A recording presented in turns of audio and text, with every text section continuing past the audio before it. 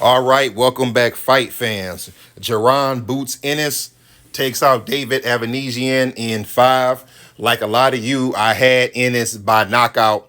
A lot of times when I do my predictions, you will hear me pick a fighter by decision, and I do that because I really think it's going to go down that way. I don't pick fighters by knockout a lot, but this is one of the fights where I thought that there would be a knockout for a couple reasons. One, just because Ennis is a hard puncher and he's that much better of a fighter than David. And two, David was a late replacement. And I expect a fighter like Jaron Ennis to take out a guy like that and not pity pat with him in the ring. Let me start with my pros and my cons. You know what? Let me start with David Avanesyan first. The pros would be that he took a fight with a welterweight on short notice. And that's only pros I have. As for the cons, I did not like the fact that he stood in front of Jaron Ennis for most of the fight. He did a good job taking the time he needed from that low blow that he got in the first round. But other than that, I felt like David was a sitting duck. And I think he might have been that way because he thought the only way that he could win that fight was by taking the fight, going blow for blow with Ennis, which was a bad idea. As for Jaron Ennis, the pros would be the jab, strong jab. He came out the fight with that strong jab, throwing just a regular jab and also throwing a power jab.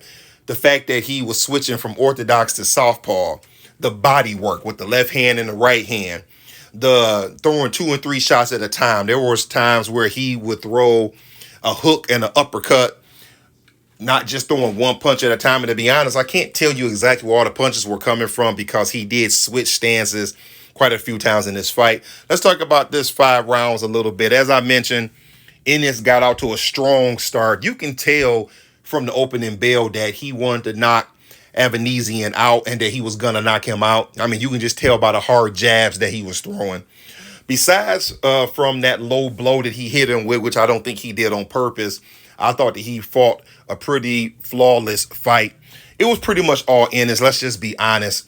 Teeing off on David, like I mentioned in my pros and cons, hooks to the head, hooks to the body, uppercuts, 2 and 3 punch combinations, walking him down. He was the bigger man, and he fought like he was the bigger man.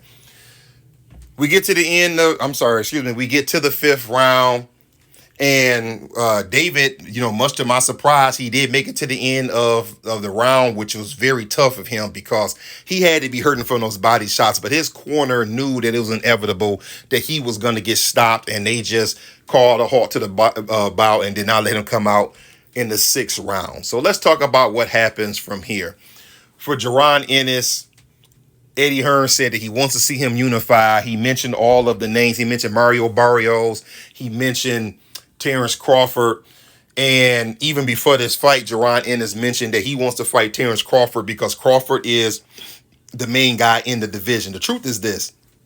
I think they need to get that fight sooner than later because Terrence Crawford is getting long in the tooth. Eddie Hearn said that they definitely want the Crawford fight, but he said they have to build up to it. I don't really think the time for building up is there anymore. I think that his next fight, and if it's not his next one later this year, definitely the one after that has to be Crawford.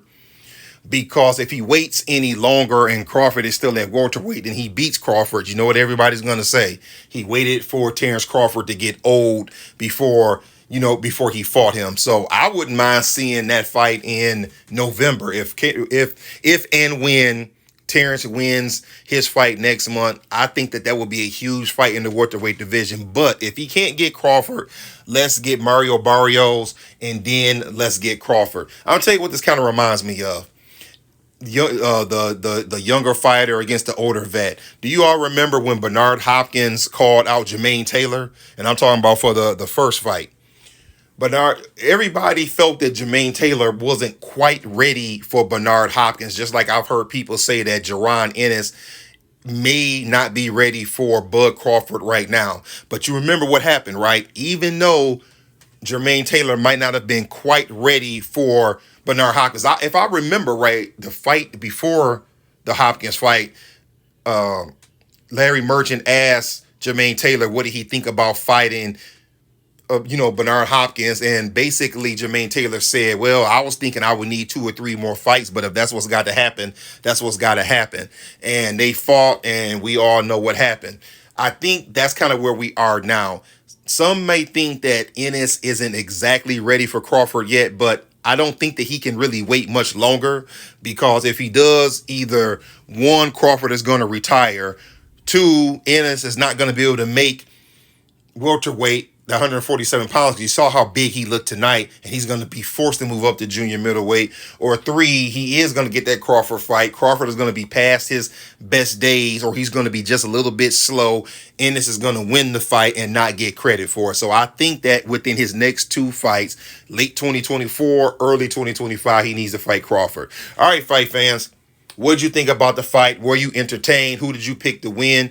And what do you want to see Jaron Boots Ennis do next? Do you want to see him get Mario Barrios? Do you want to see him go right for Crawford? Or do you want to maybe see him fight one of the other titleists? Do you want to maybe see him move up in weight? Let me know what you want to see him do. If you haven't already, like I always ask, like, comment, subscribe, especially like. Hit that like button. Hit the notification bell so we can keep talking boxing. That's all I got. I'll let y'all later.